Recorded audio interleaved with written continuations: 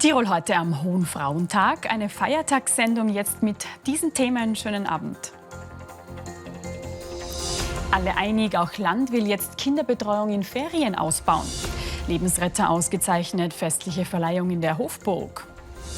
Tausende Italiener radeln derzeit durch Osttirol. Um Sonne, dann Gewitter, so wird das Wetter morgen. Es mag für viele Eltern zu spät kommen, zumindest für heuer, aber es tut sich was. Das Betreuungsangebot für Kinder und Jugendliche während der Sommerferien soll massiv ausgebaut werden. Das hat die Landesregierung heute in ihrer traditionellen Regierungssitzung am Hohen Frauentag beschlossen. Gestern Abend hat dazu ein Gipfeltreffen mit Sozialpartnern und Interessensvertretungen stattgefunden. Nach dem gemeinsamen Schulterschluss ist jetzt nach zig Forderungen klar, die Ferienbetreuung muss in ganz Tirol verbessert werden. 9 Wochen Sommerferien, 9 Wochen Kraftakt. Die Suche nach Betreuungsplätzen für schulpflichtige Kinder bereitet vielen Eltern Kopfzerbrechen. Das soll sich ab nächstem Jahr ändern. Das Land Tirol, die Sozialpartner, die Gemeinden und die industriellen Vereinigung wollen dafür an einem Strang ziehen. Für Eltern ist es tatsächlich eine große Herausforderung, den Kindern auch diese qualitätvolle Ferien- und Sommerbetreuung zukommen zu lassen. Deshalb wird ergänzend zu den Angeboten der Sozialpartner auch das Land Tirol mit seiner Kinderbildungs GmbH sich entsprechend einbringen.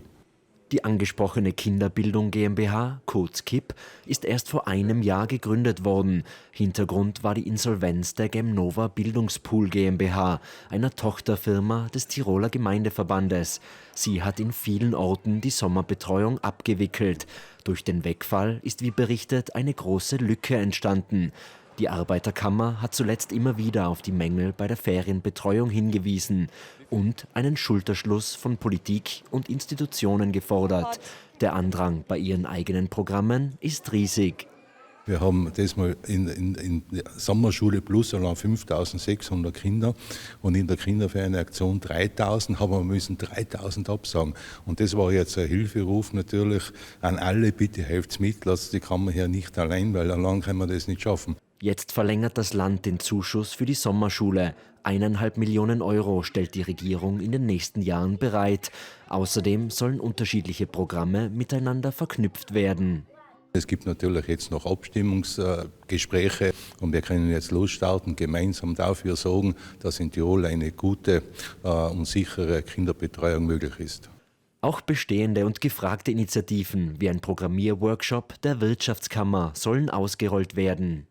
Wir haben über 4.000 Kinder schon betreuen können in dieser Sommerferienwoche und das wollen wir ausbauen und vor allem wollen wir eine zweite Ferienwoche anbieten nächstes Jahr, wo es darum geht, Berufe spielerisch kennenzulernen und das auch von Montag bis Freitag und ganztägig und das gibt auch eine Entlastung. Die Kosten für die Pläne des Landes sind noch offen. Für die Eltern soll die Betreuung jedenfalls leistbar sein. Der große Knackpunkt ist wie üblich das Personal. Bis zum nächsten Sommer muss das Land mit den Sozialpartnern und den Interessenvertretungen die nötigen Voraussetzungen schaffen. Der Wert von Ehrenamt, Zivilcourage und vor allem von Menschen, die für die Gesellschaft und das Miteinander Extrameilen gehen, die sind heute in der Hofburg im Mittelpunkt gestanden. Sie haben Menschen aus brennenden Wohnungen, reißenden Flüssen oder in Bergnot gerettet, aus einer Gletscherspalte befreit oder Menschen in einem brennenden Zug das Leben gerettet. 28 Männer und Frauen hat das Land heute traditionell mit den Lebensrettungsmedaillen ausgezeichnet. Am 7. Juni des vergangenen Jahres fängt ein Zug im Terfaner Tunnel zu brennen an. 151 Fahrgäste befinden sich im Nightjet Richtung Hamburg-Amsterdam. Darunter auch Ahmed Demigrol und 2 weitere Präsenzdiener. Durch ihr rasches Einschreiten retten sie Leben. Dafür gibt es heute eine Auszeichnung. Wir haben selber aus Leintüchern Masken gemacht. Dann haben wir die Türe und so abgedichtet mit Leintüchern und so. Und der Feuerwehr haben wir auch geholfen. Sicher ist man da stolz, weil das muss man sich verdienen. Ich bin auch stolz auf meine Kollegen, die sich das auch verdient haben. 28 Männer und Frauen erhalten heute aus den Händen der Landeshauptleute von Tirol und Südtirol eine Lebensrettungsmedaille. Darunter auch die erst 11-jährige Laura aus Kirchbichel. Vor ein paar Wochen Ist mein kleiner Cousin mit 3 in seinen Pool gesprungen, ohne Schwimmflügel. Und dann sehe ich, dass er beim Aussaufen ist. Und dann springe ich natürlich gleich rein und hole und ziehe ihn raus. 17 Stunden am Berg, um 3 Alpinisten das Leben zu retten. Die Bergretter von Kals riskieren dabei auch ihr eigenes. Wir versuchen da wirklich die Gegebenheiten und die Verhältnisse so gut wie möglich abzuchecken und versuchen möglichst wenig Risiko selbst einzugehen. Das ist die oberste Direktive. Wir haben an den 3 am Telefon nicht versprechen können, dass wir sie holen können, weil es wirklich ein schwer zugänglicher Ort war. Aber im Endeffekt hat es dann funktioniert und alles gut. Am 26. Februar brennt es in diesem Haus in Innsbruck. Eine Küche gerät in Vollbrand. Rauch dringt aus der Wohnung. Okan Horzumolo tritt die Tür ein und rettet einer am Boden liegenden 51-jährigen Frau das Leben. Zu Hause vor meiner Familie fühle ich mich schon ein bisschen wie ein Held. Aber es war eine ganz normale Sache, das zu tun. Jeder würde das Gleiche tun, glaube ich. Neben den Lebensrettungsmedaillen werden heute auch Verdienstmedaillen und Verdienstkreuze an besonders verdiente Persönlichkeiten verliehen. Zudem werden 13 Familien als Erbhof ausgezeichnet.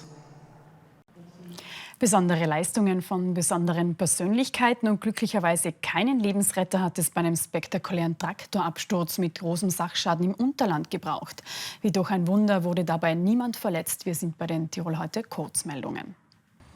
Unfassbares Glück war gestern beim Absturz dieses Traktors in Itter im Spiel. Das Fahrzeug hat sich am Salvenberg aus noch ungeklärter Ursache selbstständig gemacht und ist mitsamt einem Anhänger rückwärts den Hang hinuntergerollt. Der Anhänger löste sich vom Traktor und blieb hängen.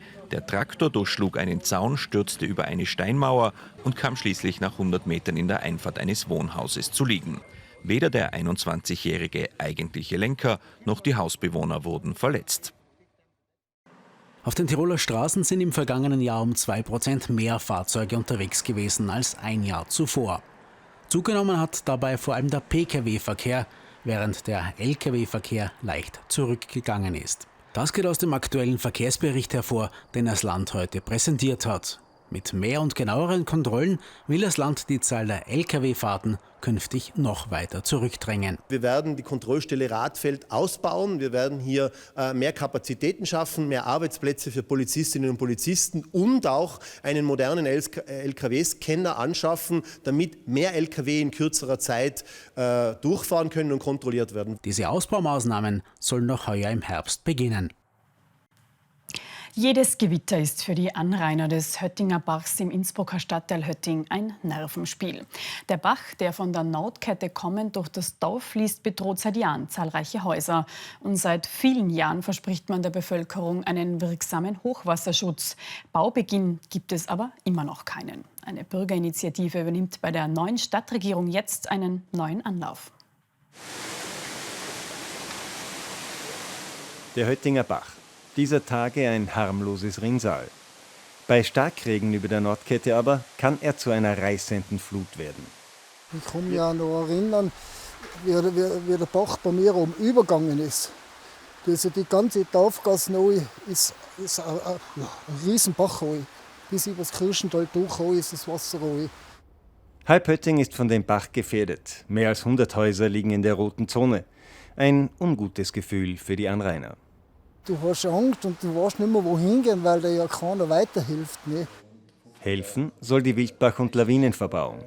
Der Höttinger Bach ist eine wirklich große Gefahr für die Stadt Innsbruck. Er gefährdet den Siedlungsraum.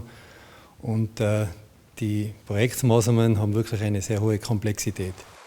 Das Projekt ist die Verbauung des Höttinger Bachs. Anscheinend so komplex, dass sie immer noch nicht über das Planungsstadium hinausgekommen ist. Vor 15, 20 Jahren hat man schon gar kein Bauer. Jetzt wird es gemacht, die Pläne sind fix fertig. Und es ist nichts passiert. Und wir haben das Gefühl, es passiert nach wie vor. Nur schleppend, wenn etwas passiert. Die Bevölkerung ist verärgert. Jetzt ist die Bürgerinitiative schon nahezu 2 Jahre aktiv. Und es ist immer noch nichts weitergegangen. Man muss das einfach forcieren, weil man kann nicht warten, bis da einmal das halbe Dorf verwüstet ist. Die Hoffnungen der Bürgerinitiative ruhen nun auf dem neuen Bürgermeister, der verspricht, in der Sache Dampf zu machen. Der Gefahrenzonenplan sagt gelbe und rote Zone und dementsprechend ist für mich die Sicherheit der Bevölkerung und vor allem der Siedlungsraum, weil das Einzugsgebiet geht bis in die ganze Stadt, sehr, sehr wichtig und höchste Priorität und deshalb habe ich das zur Chefsache gemacht. Die technische Planung ist im Wesentlichen abgeschlossen. Vorgesehen ist ein Rückhaltebecken oberhalb des Siedlungsraumes mit einer 28 Meter hohen Mauer, die unter keinen Umständen brechen darf. Wenn sowas eintreten würde, würde sich eine Flutwelle ausbilden und diese Flutwelle würde natürlich verheerende Überflutungen im ganzen Bereich Hötting verursachen. Um das zu verhindern, mussten Dutzende Auflagen der staatlichen Staubeckenkommission erfüllt werden, bis die technische Planung genehmigt wurde. Aber das ist erst der Anfang. Im Prinzip braucht es für jedes Vorhaben in dieser Größe natürlich die behördlichen Bewilligungen. Also wir brauchen eine naturschutzrechtliche Bewilligung, wir brauchen eine forstrechtliche Bewilligung und vor allem eine wasserrechtliche Bewilligung. Nichts davon liegt bisher vor. In Hötting hat man das Gefühl, dass die zuständigen Behörden nicht gerade mit Hochdruck arbeiten. Das ist ein vielschichtiges Problem. Meistens passiert erst dann was, wenn was passiert. Grundvoraussetzung für Fortschritte wäre eine Einigung mit den betroffenen Grundeigentümern. Es läuft sehr gut. Ich bin sehr erfreut und wir werden den in den nächsten Tagen unterzeichnen. Der weitere Zeitplan? Ziel ist es, mit den Vorarbeiten entsprechend in der Jahreswende 25, 26 zu beginnen und dann 26 wirklich mit den entsprechenden Baumaßnahmen in der Niederwasserperiode zu starten und in dieser Funktionsperiode noch für den entsprechenden Schutz von Hötting und der Innsbrucker Bevölkerung entsprechend die Dinge umzusetzen. Ja, das ist in Gottes Ohren, aber glauben tue ich es aus, wenn es wirklich soweit ist. Die aktuelle Funktionsperiode des Bürgermeisters endet 2030. Die Höttinger dürften sie daran messen, ob der Hochwasserschutz bis dahin steht. Sole, Gelato und Biciclette. Zahlreiche Italienerinnen und Italiener verbringen derzeit ihren Sommerhöhepunkt in Osttirol. Rund um Ferragosto ist auf den Radwegen von Innichen nach Lienz vor allem Italienisch zu hören. Auch wenn es vor der Pandemie mit bis zu 8.000 Italienern pro Tag noch mehr Gäste aus Bella Italia waren, Osttirol profitiert, egal ob Stadt, Bahn oder der Radverleih.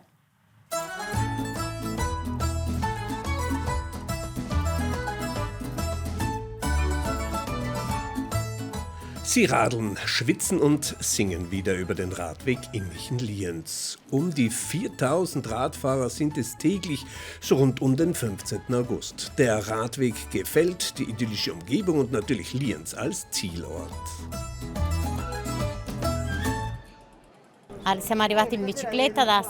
Wir sind gerade mit dem Rad aus Innichen angekommen und wir machen eine Runde durch das Zentrum. Sehr schön hier und voller Leben, freut sich die Radsportlerin. Alles ist schön hier, sagt sie. Es ist alles sehr sauber und ordentlich hier in Österreich. Purtroppo non c'è questa pulizia e siete molto bravi, vi ammiriamo molto in questo. Sapevo c'era una ciclabile che andava anche a Innsbruck. Wir kannten schon den Radweg nach Innsbruck und haben dann von Lienz gehört. Deshalb sind wir das erste Mal hierher gekommen. Wir waren schon öfter in Österreich, sagt er. Siamo venuti qua a fare un giro per la prima volta. Wir wollten einen einfachen Urlaub gemeinsam mit unserem kleinen Hund. Die Strecke geht immer leicht bergab und jetzt fahren wir mit dem Zug zurück, lacht der Italiener. Aber es waren schon einmal mehr Radler. Vor Corona wurden schon an die 8000 Radfahrer am Tag gezählt. Von einem Einbruch will man aber dennoch nicht sprechen. Gegenüber den Vorjahren ist es heuer etwas ausgeglichen. Das heißt, wir haben nicht diese starken Spitzen von 7.000, 8.000 Radgäste pro Tag. Es hat sich ausnivelliert, ist in Summe aber für uns ein sehr erfolgreiches und gutes Konzept. Vor allem ÖBB und VVT haben ihre helle Freude mit den italienischen Radlern, denn in eigenen Fahrradzügen werden die Radsportler wieder zurück in die rot-weiß-grüne Heimat transportiert. Es ist aber auch ein Beweis für die Leistungsfähigkeit der österreichischen Bundesbahn und des VVTs, die in Lienz Kapazitäten bereithalten, die eben in Tagesspitzen es schaffen, die Gäste wieder gut bequem zurückzufahren in Richtung Südtirol. Der italienische Gast aber, er kehrt wieder. Mittlerweile konnte der Anteil der italienischen Urlauber in Osttirol um 10% gesteigert werden. Und auch der Tagesgast lässt seine Euro im Land. Erstens lassen durchschnittlich die Gäste pro Person 38 € an diesem Radtag in der Region. Und zweitens gilt es hier, Imagepunkte zu transferieren, zu transportieren. Die Gäste erleben in einer ruhigen, angenehmen Mobilitätsform unsere Region, kommen dann im Anschluss wieder, besuchen unsere Museen, machen einen Bergausflug und haben unsere Region für sich erradelt, also kennengelernt. Und dass der Ansturm sich jetzt in Grenzen hält, hat auch so seine Vorteile. Stichwort Overtourism. Die Italiener sind gerne in Tirol und wir Tirolerinnen und Tiroler gerne in Italien. Gelebte Nachbarschaft also che bella, und damit wünschen wir Ihnen jetzt einen schönen Abend oder buona serata und einen angenehmen Feiertagsausklang. Bis morgen und auf Wiedersehen.